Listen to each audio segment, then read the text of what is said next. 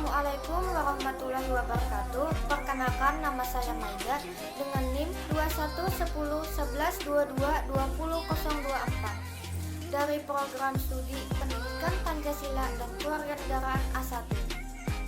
Baiklah, di sini saya akan memberikan tanggapan dari sebuah video yang berjudul Ketimpangan di Indonesia Memisahkan Dua Anak Perempuan. Berikut ini videonya, mari kita saksikan. Ini adalah kisah Dewi dan Putri, dua anak perempuan dari Indonesia. Dewi berasal dari keluarga yang termasuk 10% rumah tangga terkaya di Indonesia. Sebaliknya, Putri berasal dari keluarga yang termasuk 10% rumah tangga termiskin di Indonesia. 28 juta orang Indonesia hidup miskin seperti keluarga Putri. Ketimpangan antara Dewi dan Putri dimulai sejak dalam kandungan. Ibu Putri tidak mampu untuk mengunjungi fasilitas kesehatan formal ketika hamil dan juga tidak mengkonsumsi nutrisi yang sesuai. Akibatnya, Putri lahir dengan berat badan di bawah normal.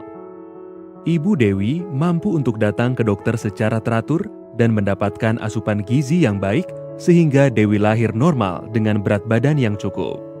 2 tahun pertama, Putri tidak mendapatkan imunisasi yang lengkap dan asupan gizi yang baik.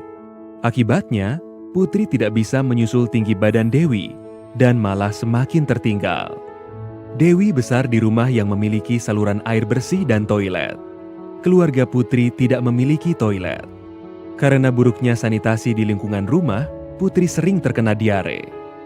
Penyakit diare menyebabkan pertumbuhan Putri semakin terhambat, sedangkan Dewi terus tumbuh sehat dan tinggi. Kesenjangan antara Dewi dan Putri semakin dalam ketika mereka memasuki usia sekolah.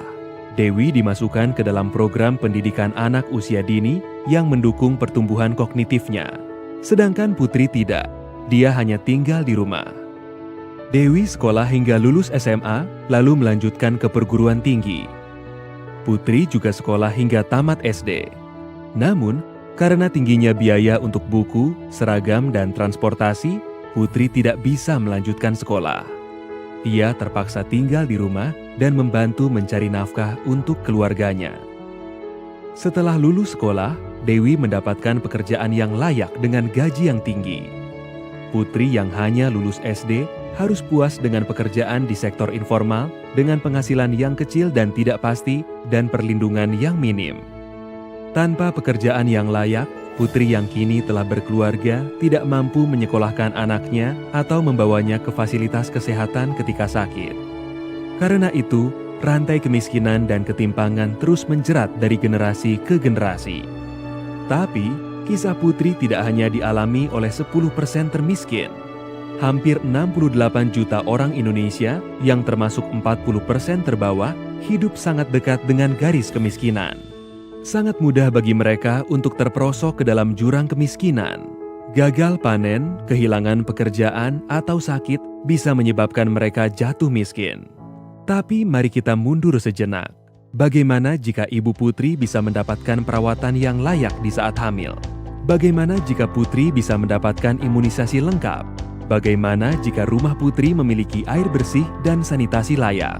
Bagaimana jika Putri bisa sekolah dari TK hingga lulus SMA? Bagaimana jika Putri bisa mengikuti pelatihan keterampilan dan mendapatkan pekerjaan yang layak? Ini tidak hanya bermanfaat bagi Putri, tapi juga anak dan cucunya. Dan apabila anak lain seperti Putri juga mendapatkan peluang yang sama, mereka bisa bermanfaat untuk komunitas mereka. Dan pada akhirnya, mereka akan bermanfaat untuk Indonesia.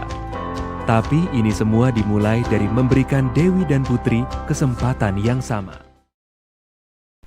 Berdasarkan dari video tersebut, dapat disimpulkan bahwa Dewi dan Putri adalah dua anak perempuan di Indonesia yang akan memiliki masa depan yang berbeda akibat situasi sejak lahir.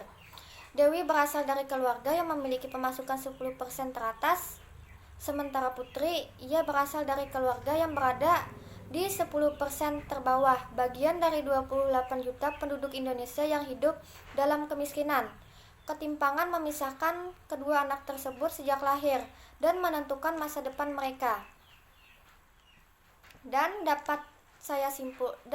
menurut saya dari video tersebut, yaitu bahwa di mana kinerja pemerintah kurang mampu dalam mengatasi masalah kemiskinan yang ada di daerah tersebut. Kemiskinan hal yang akan sangat berdampak pada beberapa aspek kehidupan. Ia berpotensi menjadikan seseorang tidak mendapatkan pendidikan dengan layak, makanan yang bergizi, jaminan kesehatan, fasilitas penunjang kognitif, efektif dan psikomotor seseorang, sehingga menjadikannya terbatas dalam berbagai hal.